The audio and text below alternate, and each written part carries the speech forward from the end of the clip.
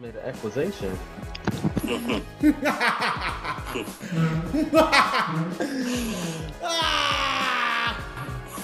Let's go, man. Welcome to Miami, Mr. Chubb.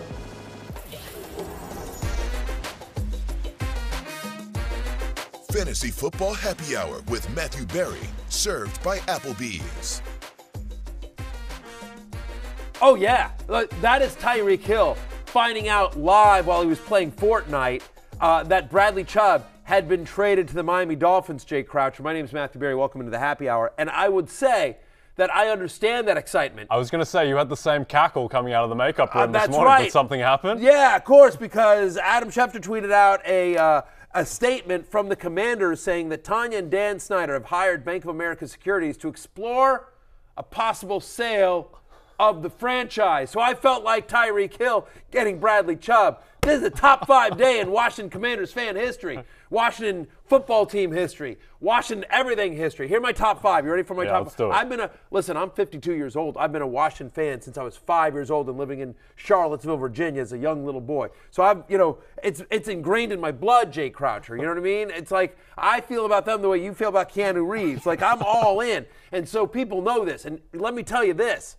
Here's my top 5, right? The three Super Bowls, and the rookie game of RG3. RG3's first game against the Saints, his rookie year, where you're just like, oh, we traded all this picks for this quarterback, and like we've got something here. Like some tremendous hope because we'd been in this quarterback desert for so long, and then RG3, you're like, whoa, that's awesome. So the excitement I felt after that game, and then today, now. There's also, maybe he's trying to just sell a minority share. We'll see if he's really going to sell. But you know what? Like, this is a guy who said that he would never change the name from Redskins, and he did. Yep. And then now he's saying he would never sell the team, and now he's exploring possibilities. You don't hire Bank of America Securities to kick the tires. No. And Adam Schefter doesn't tweet about it, if that that's is correct. Adam is tied into that organization, and so, two things. One, I didn't realize. Right, we're going to get into all the trade deadline stuff. Yeah. We're going to get into all the trade deadline winners or losers, and I think the biggest trade deadline winner might be Washington fans. Yeah, might be trading it. Right, might be trading in a new owner of this franchise. Okay, well, one, your accent for some reason gets really southern when you really fire it up. I don't know why it does that, but it just did that then. And then two, I mean, it's not quite to this level, but like getting rid of Snyder, that's almost as good as like getting Patrick Mahomes or something, honestly. It almost is. It almost is. It's such a toxic situation there. It's such a toxic situation at the ownership level. I mean, they currently have 5 active investigations, the team does. There's 5 active investigations, including one from Congress. Yes. I mean, like... I've never been investigated from No, Congress. neither have I. No, it's not something that's normal. No, and like even like people at their worst, if you think about like usually it's not 5 active investigations. Yes. Usually it's maybe 1 or 2. Including Congress. Right. Yeah. Right. So Anyway. We'll talk about that more as it develops. Today's a good day. It's a good day. Yeah. And so was yesterday. Yesterday was. Yesterday was a good day. Let's jump into some trade deadline reactions. Yes, we already talked a little bit about TJ Hockenson going to the Vikings for that 2023 second-round pick and 2024 third-round picks. How does the Vikings offense change after the trade? Well, listen, I think it helps, right? I mean, like we've already we like Kirk Cousins, right? Who so far this year is a top 10 fantasy quarterback on a points per game basis. Somebody I liked a lot in the preseason. They're throwing at a much higher rate than they did last year under Kevin O'Connell, and so TJ Hockenson's an upgrade over Irv Smith, over what they've had at the tight end position. Irv Smith's been banged up, obviously, a little bit this year as well. But Hockenson is one of the better tight ends in the NFL, certainly from a pass-catching perspective. I think jury's still out on his blocking. But what I would say here is that the Vikings offense wants to target the tight end. I mean, again, without somebody of Hockenson's caliber, they've still been top 10 in the NFL this year in terms of tight end targets per game and tight end red zone targets per game. So TJ Hockenson, who's already like a top 5 fantasy tight end on the season, he's actually tight end 4 in both points per game and overall so far this year, gets to Minnesota, and I think he'll see an increase in his value. Now, you've still got like Kelsey, you've still got Kittle, at the top. You've got Dallas Goedert up there as well. Mark Andrews. Yeah, sorry, what did I say? Oh, Kittle. I'm sorry. Yeah. You've got. I think he's in that tier with Kittle. Yep. You know what I mean? Like he's not Kelsey or Andrews, but he is in the very next tier, which he already was. But this is good. And if you've been using Kirk Cousins, I think this just elevates the entire Vikings offense. I'm not worried about Justin Jefferson. If there's one possible downtick in value here, maybe Adam Thielen, who's a little bit more touchdown dependent among the pass catchers, Jay? Yeah, I think so. And I think real life as well, it definitely helps the Vikings going forward, gives them an extra weapon, take a bit more pressure off Justin Jefferson. The Vikings, who are 6-1, it doesn't feel like they're a 6-1 team, but they are a 6-1 team. Well, they're about ready to be a 6-2 team. Yeah, well, right. Because they're on the road. Yeah. And my Commanders. Yeah, exactly. My for sale Commanders. Yes. Any billionaires out there watching the show, hit a brother up. Yeah. You know what I mean? Like sponsor the show and buy the Commanders. Buy the Commanders. Yeah. And I would be in for 0.000000001%. There you go. Yeah, I would like to join an ownership group. Yeah, get Right. involved. Why Literally, not? like just It's your How team. much does $20 get me? Yeah. That's what I can afford. Not a great deal. No, not a great. Anyway, whatever. Anyway, the Minnesota Vikings, I'm very looking up to them, excited. plus 650 to win the NFC. I still don't think that they're the same caliber as the Eagles, for instance. As we look at the NFC odds provided by BetMGM, the Eagles, the clear favorite at plus 200. Then the Niners, plus 450, Cowboys, plus 550, and then those Vikings. And now Vikings fans might be offended because the Vikings have a better record. I would rather bet the Cowboys at plus 550, honestly. Like Yeah. But I like that bet much better than the 49ers at plus 450. I agree with you there, and I think the Cowboys, like the way to think about this, Cowboys v Vikings, well, Cowboys last week, they were 10-point favorites, home to the Bears. A few weeks before that, the Vikings were only 7.5-point favorites, home to the Bears. So the betting market thinks that the Cowboys are better than the Vikings, but certainly, I mean, the Vikings are going to get the 2 seed because they've got this edge. At the moment, I mean, it's gone really well for the Vikings. I know this is going to sound insane, but I'm going to tell you. Listen, there's a chance. Don't tell me the Commanders NFC. No. Like the Commanders might sneak into the playoffs. They're on a 3-game win streak. I'm telling you, I think they legitimately have a shot against the Vikings this week. Yeah. No, right? The Snyder news, along with Chase Young. They've activated his window to be returned. We'll see if he actually plays this Sunday or not. But the fact that Chase Young's just going to be out there and practicing, I think those two things. And Kirk Cousins coming back to his old haunts. You know what I mean? Like a revenge game. Vikings are 3.5-point road favorites against the Commanders. Let's quickly talk about the Lions though and what their offense. Hockenson. Yeah, with Hockenson going to Minnesota. What's their passing outlook looking post-Hockenson? Yeah, so first off, let's talk about what Hockenson doing. 17%, he had a 17% target share, TJ Hockenson did. He had the second most targets on the Lions. He was averaging over 6 a game here. And so now Amon-Ra St. Brown, who already was doing very well so far this year, right? He's, a top 12 fantasy wide receiver on a points per game basis so far this season. Think about last year, weeks 14 through 18, when TJ Hockenson was out. Amon-Ra St. Brown was the second best wide receiver in fantasy when Hockenson was out in his career. When Amon-Ra St. Brown has seen 8 or more targets, he's averaging 21.8 fantasy points per game. Again, over 6 targets a game are available now that Hockenson is out. And if you're Jared Goff, where are you going to go?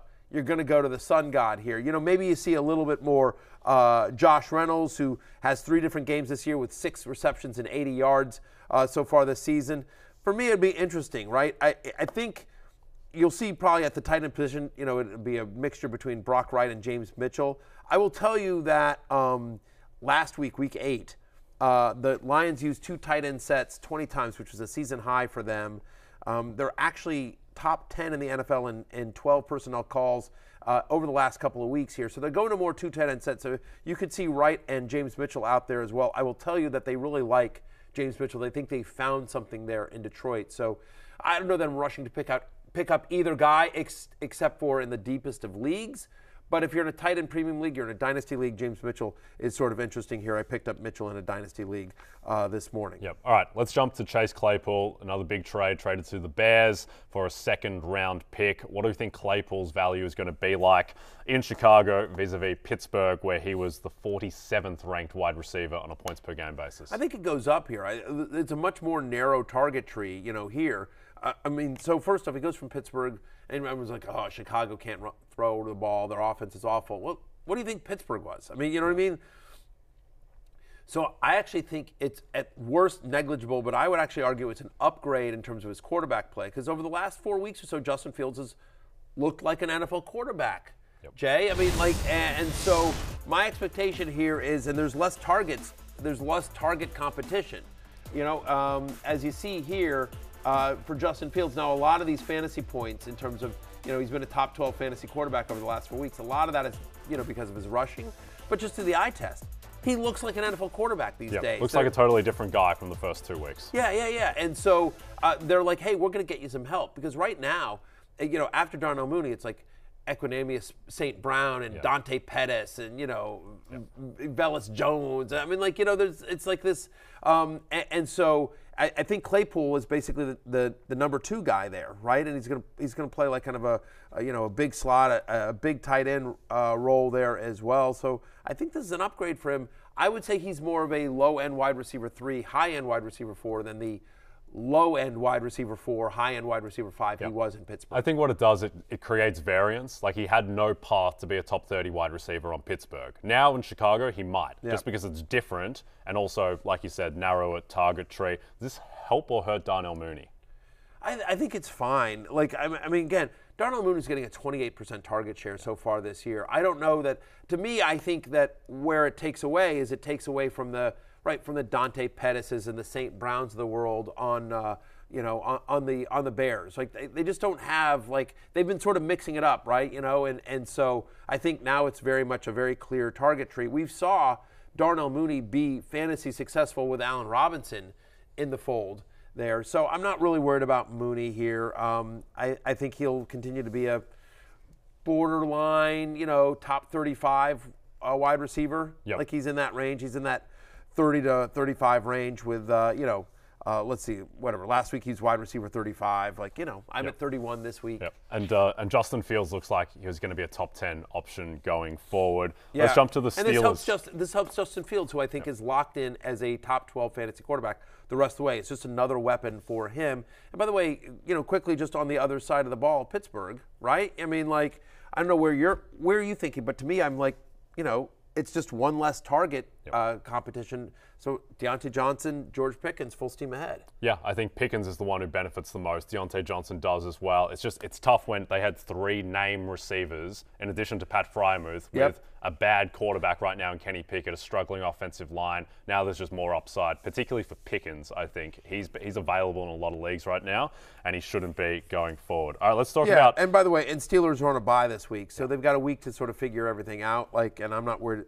Steven Sims will catch, he'll play the slot for them, but it's going to be Johnson, Pickens, and Freiermuth. That's going to be the passing attack for Pittsburgh coming out of the bye. Yep. Okay, let's talk about what the Miami Dolphins did yesterday, and we've got an interview with the great Raheem the Dream Mostert coming up at the end of the show, so stay tuned for that. Raheem must start. Raheem offered his thoughts on that little debate, so we'll see where that ends up. Anyway, not as fantasy relevant, but Bradley Chubb gets traded to the Dolphins. That's going to help their pass rush significantly. Chase Edmonds goes the other way to the Broncos. But then the big one, or bigger one potentially, Jeff Wilson goes to the Dolphins for a 2023 5th-round pick. Is Jeff Wilson flex viable in Miami? Not yet, not until we see how it plays out. I mean, Miami's rolling, right? They're doing well. They're playing well, and they're winning games. And since week 5, Raheem Mostert has had 63% of the running back carries for the Miami Dolphins. The last time Chase Edmonds had double-digit touches in a game was week 1.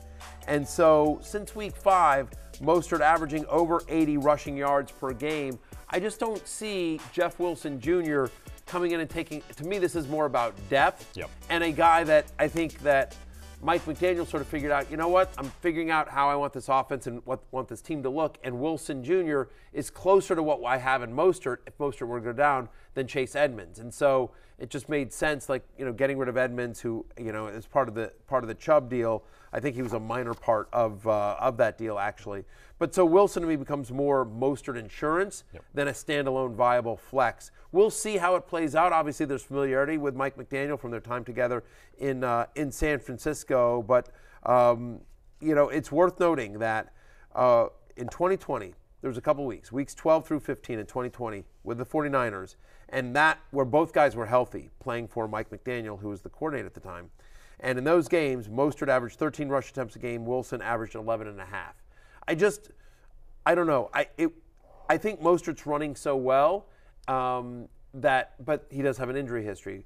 Wilson to me feels like definitely if you have Mostert, I'm adding him as insurance, but I don't know that I'm starting him until I see what his role looks like on this team. And my feeling is it's more depth than standalone value. Yeah, we are a Raheem Mostert show now. That's right. Raheem was great. Looking forward to that interview coming up at the end of the show. But he does have an injury history, Jeff Wilson, in this Miami offense, which is explosive, one of the best offenses in the league. Oh, sure. So I think that the running back there is going to have huge value, and Jeff Wilson should be rostered in every league. That I would agree with, yep. Okay, let's talk about the running back exiting Miami, Chase Edmonds, who goes to Denver. The Broncos, they have a bye.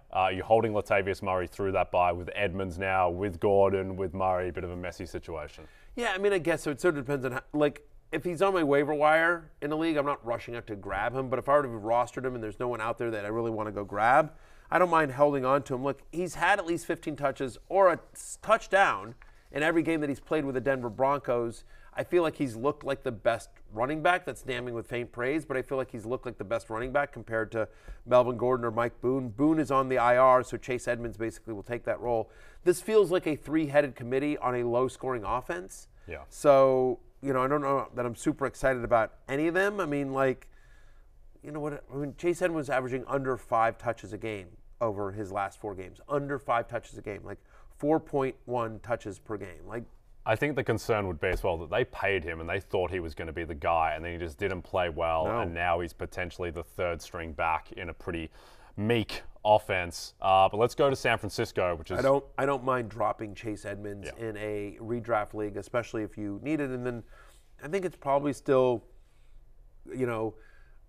Gordon, Murray, Edmonds in that order, but Murray's probably got more touchdown equity. Gordon probably has a little bit more passing down equity. They'll use Edmonds. Gordon is still technically the starter, though that didn't matter that much in London. But, no, it didn't. But ideally, you're avoiding this situation unless you're truly desperate. It's not a good offense. No, I think that Cortland Sutton and Jerry Jeudy, Jeudy is trending in the right direction. So maybe you're starting both of them in your flex, and then Greg Dulcich. Yeah, Dulcich is the guy that you feel best about, honestly, because Sutton and Jeudy have been going in opposite directions. Yep. Sutton started hot, and Jeudy was cold, and then recently it's been Jeudy and not Sutton. But they just, maybe coming out of the bye they'll be better, and Russ can get more in a rhythm here. But the offense just seems out of sync. Yep. Seems the totally entire time. Broken. An offense that is trending in the right direction is in San Francisco, and so with Jeff Wilson gone, Elijah Mitchell, who was something of an afterthought, but was drafted relatively high. Is he someone who's now needs to be rostered mainly as a backup for Christian McCaffrey? I mean, that's the only thing, right? Just because given CMC's injury history and the fact that Elijah Mitchell went out there has been productive, yes, I think it's worth rostering him. Needs to be, am I using a number 1 waiver pick or a lot of fab money? No. But if he was dropped because he was injured and then they traded for Christian McCaffrey, I don't mind going ahead and grabbing him and sticking him on your roster as well. As you see the Niners depth chart right there, Tyrion Davis-Price and Jordan Mason also on the list with Elijah Mitchell backing up Christian McCaffrey. But yes, the only way Elijah Mitchell has any fantasy value this year is if CMC gets hurt. Yeah, and we certainly hope that doesn't happen. I think CMC now projects as the number 1 fantasy player going forward. I think pretty clearly, right? If you were drafting today for the rest of the season, you're drafting CMC number 1, no question. Okay, let's go to Nyheim Hines, who we like to talk about on this show. Yes. Yeah, one of our favorites with Marlon Mack, one of his former teammates. So he gets traded to the Bills for Zach Moss and a conditional 6th rounder. Any chance that Nyheim Hines is fantasy relevant in that explosive Bills offense? It feels like no. I mean, if there's a positive here, it's that the Bills do throw to their running backs a lot. They're actually 8th in the NFL in running back targets per game. But I don't know. Singletary's a nice pass catcher. Yeah. And they drafted James Cook, and it's weird. Brandon Beane, their general manager, saying this doesn't affect James Cook at all. I feel like it kind of does. I do too. And he said I saw a quote from him on Twitter saying we could see both guys in the backfield. I don't know, man. Feels like, as it is, Singletary's been a little bit up and down so far this year. He's running back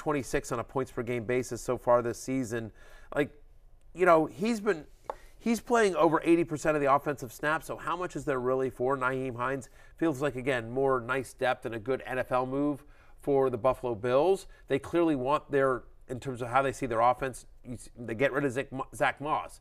So now they've got Singletary, they've got James Cook, they've got Nyheim Hines, and they're all slightly different players, but they all are adept at catching the ball out of the backfield. This is going to be a pass-heavy offense, and so Nyheim Hines feels like depth for Devin Singletary, and not. And by the way, I think you can go ahead and drop James Cook in redraft leagues. I'm still hanging on to him in Dynasty. I love James Cook in Dynasty, but feels like it's Singletary and the Nyheim Hines, and he's kind of have the role he had in Indy, which is he was a backup to Jonathan Taylor, and then he'd get 5 to 8 touches a game. Yeah, even if Devin Singletary were to go down, I don't think Nyheim Hines vaults into necessarily must start every single week territory either, so you don't even get that upside. No. Every season, Josh Allen's passing yards in the second half of the year go down because it gets colder in Buffalo, tougher passing environments, but still at the same time, I don't think that means they're running Nyheim Hines 13 times a game. No, I think you can. I mean, he's running back 48 on a points per game basis. He's barely a top 50 play so far this year, and going from the Colts to the Bills, it gets better in offense. Yep. So his fantasy stock improves a little bit, but like from what to running back 48 to running back 39. Yeah, I mean, like it's not. I will say very quickly on the other side, I'm kind of interested in Deion Jackson now. Yeah, particularly with Jonathan Taylor's ankle needing to come out of the game on Sunday, come back in. He doesn't look anything like the guy he was last year. It feels like that is potentially a re-injury waiting to happen, in which case Deion Jackson, if he was the starter, he's an low-end RB2 on the Colts, I think. Yeah. By the way, I mean, speaking of this, I mean, Fantasy Life app literally just sent me an alert. Quote, this is a tweet from Mike Chappell, who covers the team. Jonathan Taylor won't practice today, not 100%. Now, it's a Wednesday, but still. We've heard this before. We've seen this movie before, Jay Croucher. Yes. Yeah, this is one you can actually ruin the ending for, and we'd be okay with it. Like, there's a chance Jonathan Taylor doesn't play, or at least his workload is lesser. Deion Jackson, you think about that, those weeks 5 for 6, 39 total touches, 212 yards. He had a touchdown.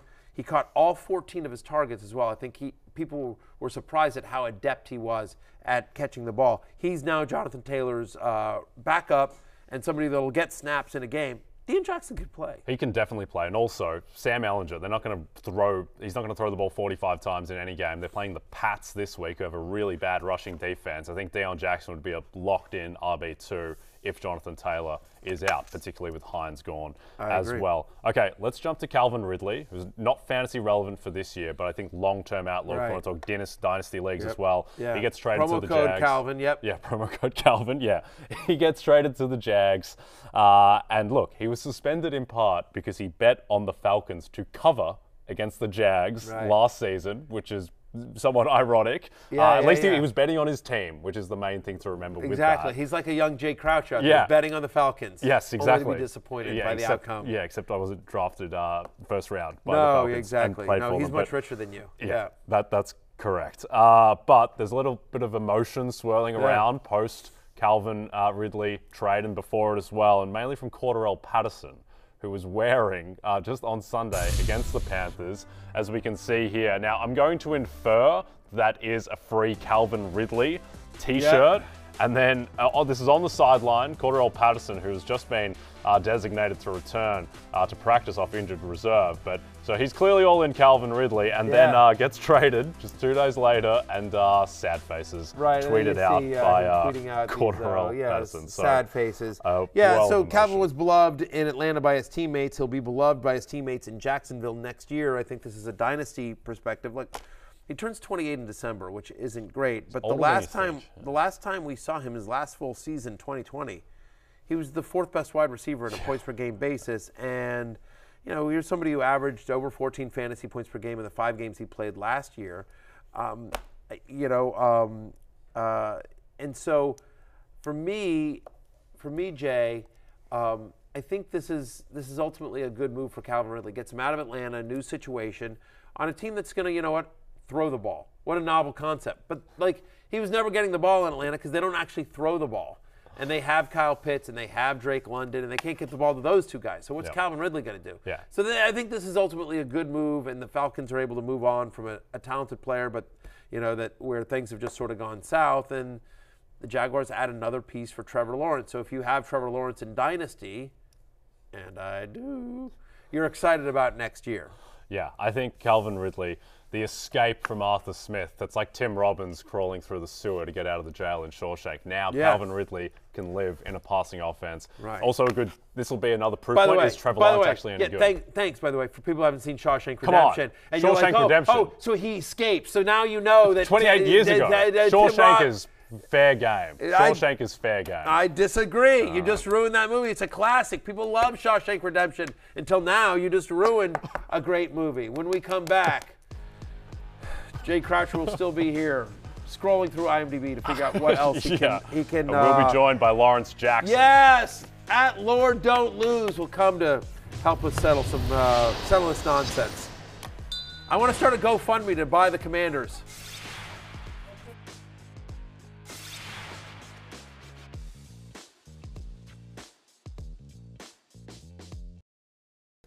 Download the RotoWorld app to receive breaking player news all season long. Stay ahead of the competition by favoriting players on your roster and get the latest injury updates, player news, plus much more delivered right to your phone. Available in the App Store today. It is time for Keep It Open or Close It Out. We're joined by at Lord Don't Lose, Lawrence Jackson, biggest Kyle Pitts fan in America, prospective purchaser of the Washington Commanders. How's it going, Lawrence? Yeah, definitely getting ready to buy them Commanders. I got $20 on that thing, man. That's right, there you go. There's not a Commanders ownership fan. group. Yeah, we all chip in a little bit. We got it, baby. We over there. We Absolutely. with Yeah, I don't know what your bona fides are to be able to run the Washington Commanders, but I guarantee that every Washington Commanders fan on the planet would rather have Lawrence Jackson. It's being on this show. Yeah. 1,000%. Yeah. 1,000%. Okay. This is, as a Commanders fan, this is our Independence Day. It is Independence Day. This is our Independence Day. Another film from 1994 with Shawshank Redemption. Right. That exactly. All right. But you know what I did? I didn't ruin the ending for anyone. Yeah. Well, I think we all know how that ends. You don't like that. Yeah. All right. Let's start with Michael Carter and Keep It Open or Close It Out. And the premise of this, it's not that we're giving up on them for the whole season. It's just for this week. Are we keeping it open, starting them, or closing it out? How do you feel about Michael Carter against Buffalo? I don't want to do this, but I'm going to keep it close against Buffalo. First off, it's Buffalo. Now, I know that Michael Carter is a pass-catching running back, right? And I know that the Buffalo Bills are 63-point favorites in this game. So it's like maybe you could get... It's only 50 off, yeah. Yeah, maybe you could get, some dump-offs at the end of the game, much like what he did against the Patriots. But the Buffalo Bills are only giving up a little over 4.5 receptions and 28 receiving yards per game. 2 running backs. So, I mean, if you cool with that, that's okay. If you want to, sweat out the 10 points that he got last week versus New England, that's cool. I mean, those are flex numbers, right? So it's not all bad, but if I got to sweat this out, I got to keep it closed, man. I'm actually keeping it open here, right?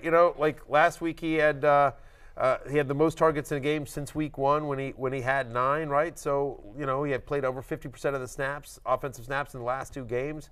They're playing the Buffalo Bills. They should be trailing in this game significantly, so he's part of the passing attack. Iman's running back 19 this week. Iman's a top 20 play because, again, we just haven't seen it from James Robinson yet. So I'm actually going to keep it open on Michael Carter. Okay. They're 12.5-point dogs against Buffalo, so we expect some receiving work there. All right, Matthew. David Montgomery against the Dolphins. Khalil Herbert's our man, but David Montgomery still getting work in the offense. You're keeping it open or closing it out?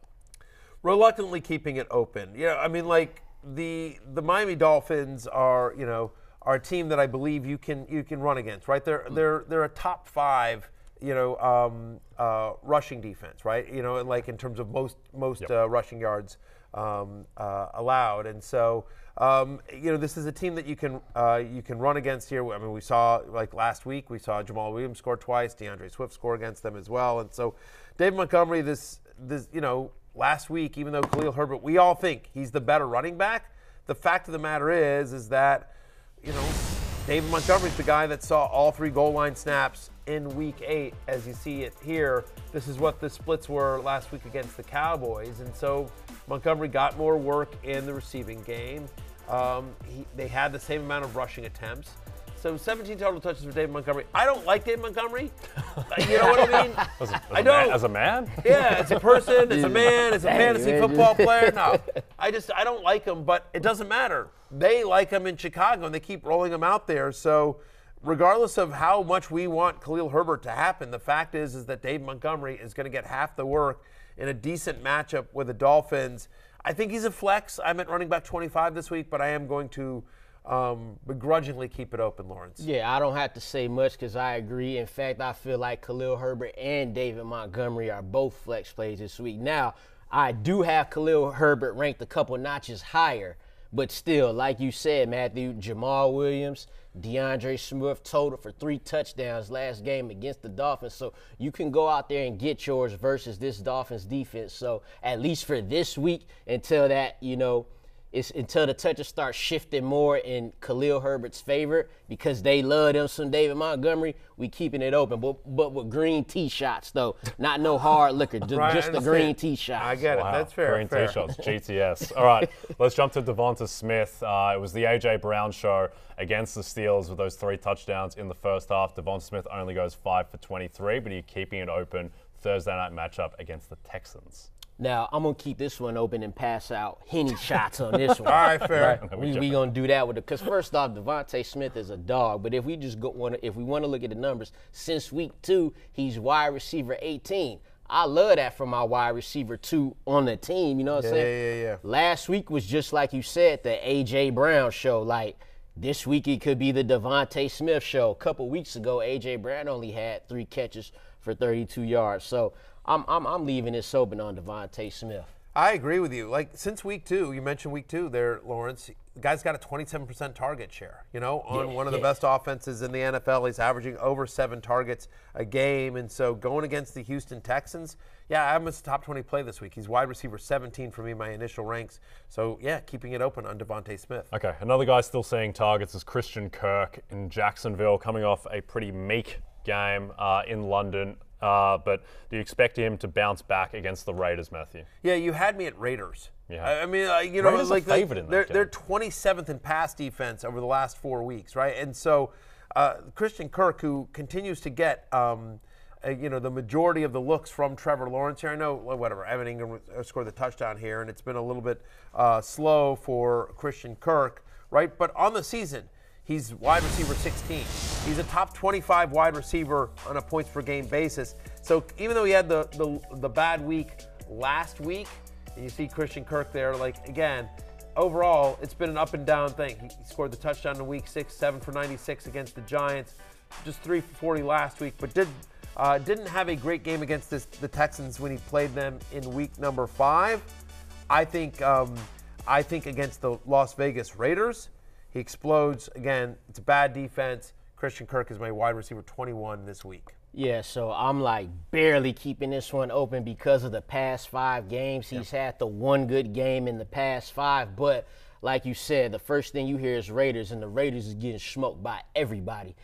So I think, and you said they was favored? Yeah, they're 1.5-point favorites in Jacksonville. Market just loves the Las Vegas Raiders, who again, did not cross midfield on offense until 3 minutes 15 left in the fourth quarter against the Saints. That's bad. That's tough business there. Well, you got the Jaguars offense who have cooled off as of recent, but the Raiders have been cooled off since week 2. You know what I'm saying? So give me Christian Kirk. You got Josh McDaniels apologizing to fans. Apologize. That's when you know it's getting out of hand. Yeah. But look, Christian Kirk still the top receiver on this squad. I'm going to keep that open just a little bit. All right, Let's jump to another underperforming player in that matchup, Derek Carr, who came into the season as someone who potentially might have top 10 QB value, gets the new toy in Davante Adams.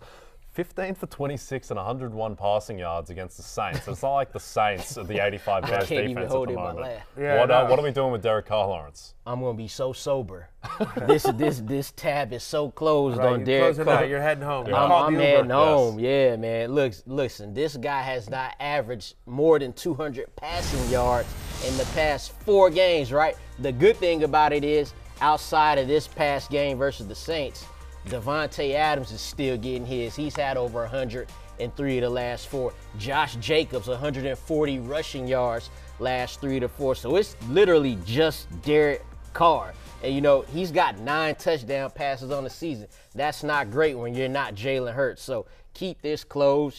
I'm going home, dog. Yeah, I agree with Lawrence here, keeping it closed, right? I mean, he has 0 20-point fantasy games this year. For a quarterback, that's tough to do. He's had 4 straight games with under 250 passing yards. He's had under 35 pass attempts. This offense has, even last week, they're getting their asses kicked, and they couldn't, seriously. They're down big, and they couldn't do anything. So, they're not even throwing. And so, generally speaking, the one thing in this offense that has been working is Josh Jacobs. Yes. And so unless you're in a league where you get points for handing off, no. Should he be rostered? Should Derek Carr be rostered? In a 10-team, 1-quarterback league, I would not be picking up Derek Carr if he was on my waiver wire. Wow. What a fall from Derek Carr. All right. What a fall. Listen. Anytime you can spend a lot of money to give Devontae Adams to your quarterback and then have him hand off, you got to do it, right? Yeah. I mean, right. How is it Derek Carr's worse this year with Devontae Adams? Yeah, it's unbelievable. All right. But they're still favored in Jacksonville, 1.5 points. All right, we're going to go to break. Lawrence. What are their records? 2-5 and 2-6. Yeah, 2-5 and 2-6. Both bad. Ballad of Juggernauts. Yeah, Juggernauts in Jacksonville. I like the Jaguars. I don't like the Jaguars, but I like them in that matchup. All right, when we come back, DeAndre Swift. What do you do with DeAndre Swift? We'll break that down and more. All right. Follow at Lord Don't Lose on Twitter.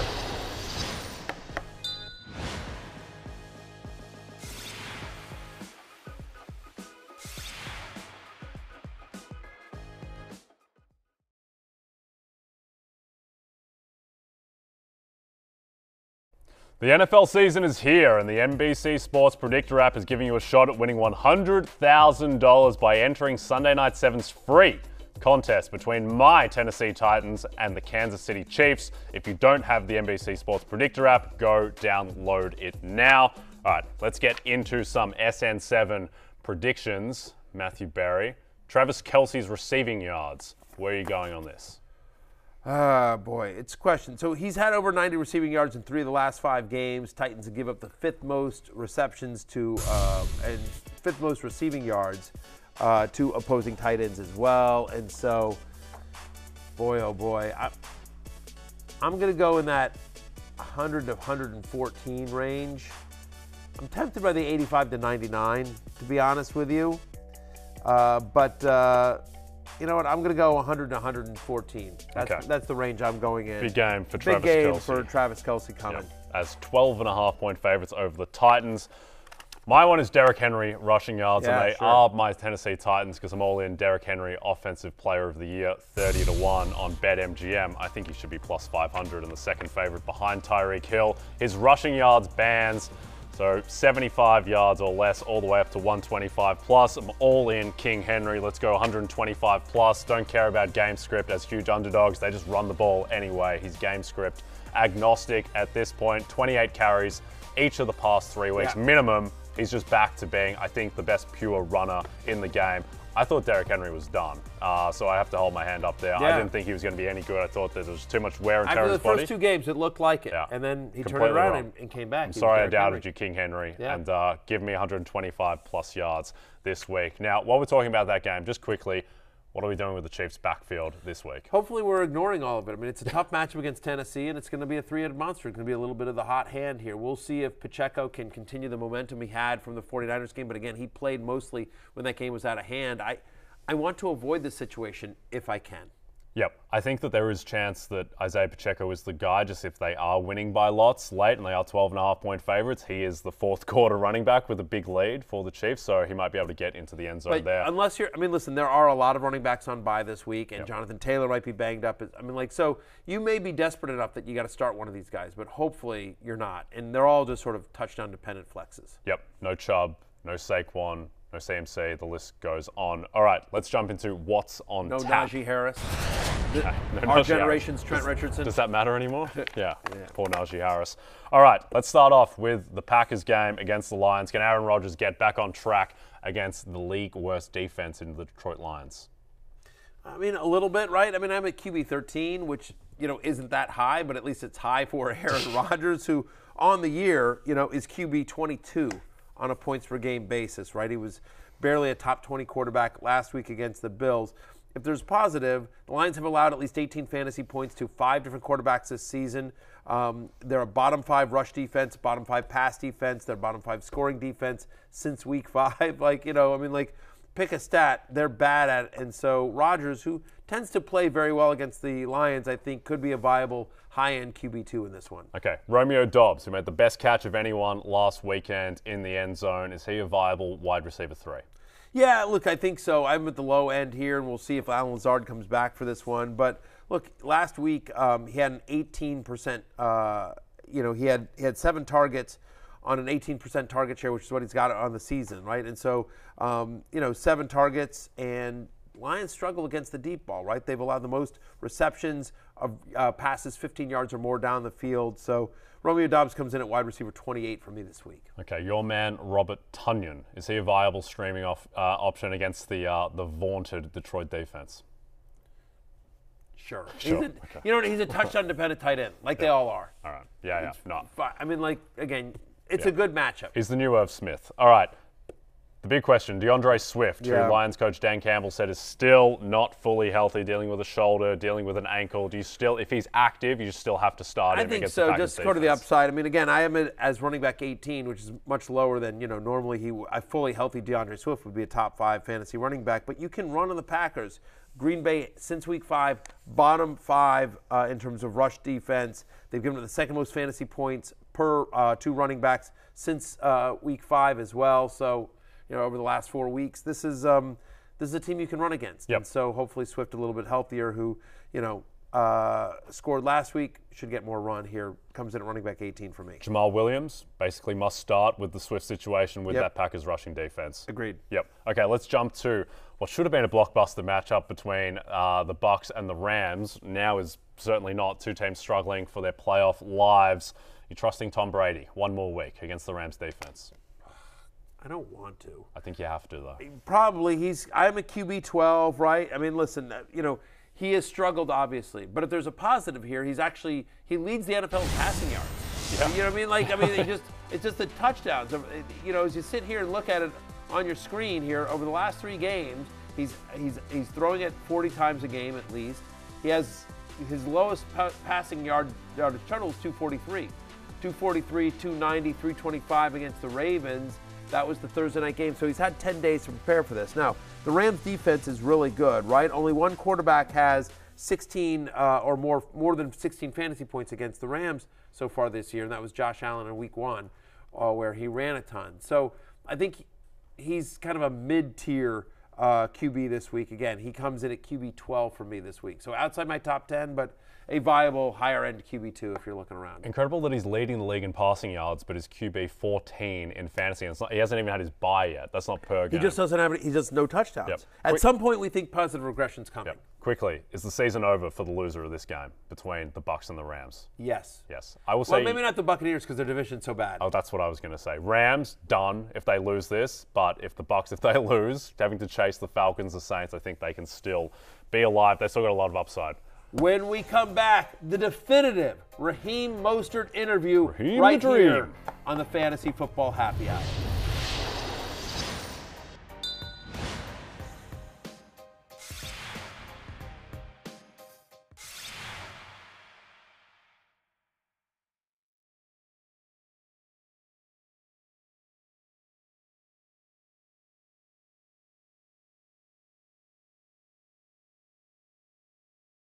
Alec Ingo was able to get in the end zone for his first rushing touchdown. How proud of you for him for that moment? I was proud that he took advantage of the opportunity to have a non-regrettable spike, because it was a lot of times in the process, people are pretty emotional, and the ball will slip and it'll be sideways, or it's not very powerful. He had a nice connection launch. Utilize the buoyancy of the turf. There was a nice boom to it, so I was proud of him for taking advantage of that opportunity. That's cool. Wow, the buoyancy of the turf. That was Mike McDaniel talking about Alex Ingold's spike touchdown celebration. You're really taking getting the question seriously. Yeah, one of the I think he's the best and the worst coaching interview in the league at the moment. Mike McDaniel. I love Mike McDaniel. You know who else likes Mike McDaniel? Raheem Mostert. Raheem Mostert, a favorite of mine and of the show here in the Fantasy Football Happy Hour. Yesterday after the show, we interviewed Raheem Mostert, and just full disclosure, so we interviewed him yesterday, and we got done with the interview probably about like 1:50 p.m.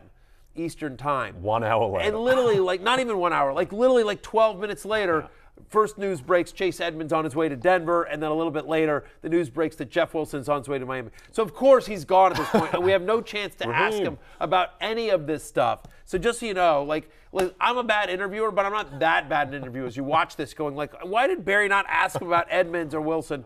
Because when we taped it, I did not know. So anyway, we taped it yesterday, but still a lot of good stuff. He's great. He's great. And he answered a lot of questions for us. So right now, here is the definitive Raheem Mostert interview. Raheem, I want to ask you about Mike McDaniel, who's become, I think, one of the favorite coaches in the media. Is he as cool of a dude as it sounds like he is? Oh yeah, he definitely is, man. I call him Mikey. And a lot of people are a little bit shocked that I call him Mikey, but that's just because, the relationship that I've had with him throughout the years. So I've known him for quite some time, and man, he's just a very personal guy, a guy that, you can go up to and kick it and talk, football, talk about life, or talk about kids and all that good stuff. So not too many people, truly realize that in the head coach, because, with the head coach, you're thinking, hey, it's important for me to act this certain way as a player, the player-coach relationship. But all in all, man, this guy's a wonderful guy, man. And like I said, he's a person that you could really talk to. Well, and it's clear, Bob, the feeling is mutual, right? Because he made a point of going out and saying, hey, I've played with this. I've coached this guy before. I want him here in Miami with what I'm building with the Dolphins there. So that's a big compliment to you as well, that Coach McDaniel said, bring me Raheem Mostert. Glad you guys are reunited in Miami. Raheem, so we're a fantasy football show, and last year or previously, you have gone on a very famous Twitter rant, if you will, about fantasy football. So let me say a couple of things here real quickly. Number one is you were right, 100% right. And on behalf of everyone in fantasy football, allow me to apologize to you, Raheem. I think just like everything on social media, there's about 10% of people that are bad apples and, are kind of jerks. But for the majority, I think fantasy football managers are appreciative NFL players, don't tag players in their tweets. If they do, they're positive. So I just wanted to, number one, I just wanted to apologize to you personally on behalf of the fantasy football community, and then ask you, has it gotten better? Have people been better, nicer? I mean, the fantasy football community has been obviously very excited about your production this year, even though I know your concern is helping the Dolphins win games. Yeah, I mean, now that I realize the fantasy world, man, is honestly you got to embrace it, because people are out there just trying to live vicariously through football players, and that's one thing that I realized, growing up and watching, fantasy leagues and everything like that, and having some teammates that are in fantasy league as well. So, I got a teammate of mine right now that's like, hey, Raheem, I need 15 points out of you today. And, I just sit back and I just laugh, because honestly, that's what it all is about, man. Just having a good time. And I really appreciate you, taking the time to apologize and stuff like that. But I want to apologize for, making those statements, because now that I realize, man, fantasy football is just a way for people to connect. And who am I to be a person to stop that or be, anything different? So. No, and by the way, I don't think anyone took it that way. I don't think, listen, there are people that are Miami Dolphins fans that are going to root for you, and there are people that are going to be Raheem Mostert fans that are going to root for you, even though they have a different NFL team, but they want you to produce like your team. Wait, who's your teammate that plays fantasy football that has you on your roster? Man, I got a couple of them actually, but Sam, he's one of our linebackers and special teams. Man, he's always coming up to me week in and week out. Hey, Aheem, I need 15 out of you. Aheem, you better step it up today. And I'm like, man, you just adding more pressure to me, bro. Like, come on. Well, listen, I have you on like 4 different teams. So listen, Sam, keep up the pressure. Keep up the pressure on Raheem. 2 last questions for you, Raheem. I know you're busy. So anyway, we need you to settle a debate for us, because we each have a nickname for you. We've talked about you on the show quite a bit. You were a sleeper for us in the preseason, and so I want you to judge which one, which nickname you like better? Jay, what's yours? So, Raheem, I think I might have made this up, but I'm going to run with it. I call you Raheem the Dream. Like Hakeem the Dream, Olajuwon. Raheem the Dream. It's good. It's only positive. And so my nickname for you is Raheem Must Start. Because, hey, listen, we're trying to decide who we're putting in our lineup. Listen, Raheem is a must start. So Raheem Must Start is my nickname for you. We need you to decide here. Oh, y'all put me in the spot right now.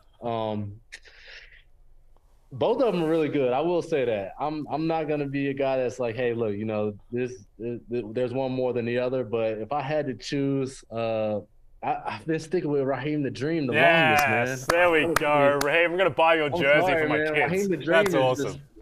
Pretty good. Yeah. Raheem the Dream is pretty good. But it sounds like. But I will say, it does sound like Raheem Must Start is approved. Yes. Like it's not. It's. Solid number 2. It's definitely approved. Listen, Raheem, I know you're super busy. So last question before we get out of here. I noticed that you have partnered with Crest and Oral-B to help bring health care to kids, to dental care to kids. Talk to me about why you got involved with this program, how important it is, and what it means to you. Yeah, so the reason why I got involved, first and foremost, my upbringing, I really didn't know anything about, oral hygiene and dental and stuff like that. I didn't even know what a dentist was, and that's how much I was so in, behind closed doors that I didn't know anything about. But man, just talking about Crest and Oral-B and stuff like that, and being able to help, underprivileged kids that don't have the access, man, it's truly, touch base with me because, like I said, I grew up as one of those kids that usually had to brush his teeth or with his own finger, and also even having to use mouthwash because I didn't know what a toothbrush was. So that's just one of the little explanations that I can give you that definitely opened my eyes to wanting to give back and helping out and partnering with Crest and Oral-B because. At the end of the day, that's all we can do. We just got to look out for each other and especially the youth, man. That's where it starts out. So, and being a football player, I could definitely use my platform in the best way. And what better way than to start with healthcare, something that I really believe in and dental care. So that's why I joined and that's why it means so much to me, man, honestly. And I'm getting the chills right now. But like I said, man, it's honestly an honor, man. And I can't explain it enough. We have a lot of parents and kids that watch and listen to this show. How can they get involved if they want to learn more? Yeah, so the way you can get involved, today is National Brush Your Teeth Day. And so, for every donation that's being given, man, it's going to go back to the kids. So, that's just something that Crest and Oral-B have been able to do. And, moving forward, hopefully we'll bring more light and more positivity and keep this thing growing because, like I said, it only takes one person to make a donation or even to make a sacrifice in order to help the youth. And that's something that we all believe in. Well, listen, Raheem, thank you so much for joining us, Raheem the Dream. I will acknowledge it. The man chose. You gotta live. You gotta honor that as well. No, you guys have a big matchup with the Bears this week. Tony Pollard just ran all over him, Raheem. So we're expecting a big game for you and a Dolphins victory this Sunday. So good luck in Chicago, and thanks so much for coming on the show. Thanks, Raheem. I appreciate you guys. Thank you for having me, guys. All right, there you go. The definitive Raheem Mostert interview. That was a portion of what we talked to him about. If you'd like to see the entire interview, you can go to the NFL on NBC YouTube page to see the entire conversation you and I had with Raheem the Dream. Raheem the Dream. Yep. Yeah, he delivered. Yeah, and he's going to have, I think he could be primed for a huge back end of the season. Like their next 3 weeks at Chicago, where they're 5.5-point favorites. And like you mentioned in the interview, Tony Pollard just ran all over them. Cleveland, who've had a bad rushing defense, notwithstanding what Joe Mixon couldn't do on Monday night. Houston after that, and then after the bye, they've got teams like the Chargers, the Packers, New England. These aren't good rushing defenses. No. He could have a massive second half of the year. Yeah, I really like him. Just needs to stay healthy. And one of the things that you didn't get to see in this part of the interview, but you'll see it when you go to YouTube, is him talking about his process this year to make sure he is staying healthy and on the field, different than what he's done in the past. So that's exciting for you and I. Yep. You buying the Dolphins as contenders in the AFC? They're plus 1,800 on BetMGM. I kind of am. New coach, adding Bradley Chubb to the defense is certainly going to help. Xavier Howard will get healthier. Whatever. Tua back, obviously. Back, yeah. I think Buffalo's number 1. Yeah, obviously. Kansas City number 2. Sure. I think Baltimore probably number 3. Okay. I think Miami have as good an argument as anyone for number 4. It's a conversation after the Chiefs. Yep. We can sort of say maybe Baltimore, but I mean they keep getting running backs hurt. After the Bills and the Chiefs, it's a conversation. And so whether the Dolphins are 3 or 4 or 5, they're in the mix. And so plus 1,800. Plus 1,800. Like that more Not than Cleveland. Not bad. Use promo code Barry when you go to BetMGM. You get a $1,000 risk-free bet for the first time when you do make your first bet. There you go. Yeah. Promo code Barry. Promo code B-E-R-R-Y. Yeah, B-E-R-R-Y. Yes. That's also very important. All right. Well, listen, Jay, you did a nice job today. Oh, thanks, I'm Matthew. annoyed that you won the Raheem the Dream thing there, but what are you going to do? We asked Raheem Mostert. He gave us the answer. So for Jay Croucher and Lawrence Jackson, I am Matthew Berry. You don't have to go home, but you can't stay here. It's closing time. We'll see you tomorrow on the Happy Hour. Peace out. Hey, it's Matthew Berry from NBC Sports and RotoWorld.com. Just want to thank you so much for watching what you just watched, or at least being too lazy to click out of it after the autoplay just kept it going. So either way, thank you so much for just letting it scroll by your screen. And now I'd like to ask you respectfully, please subscribe to the NFL on NBC YouTube channel for the latest NFL news, fantasy headlines from RotoWorld, and betting analysis from NBC Sports Edge.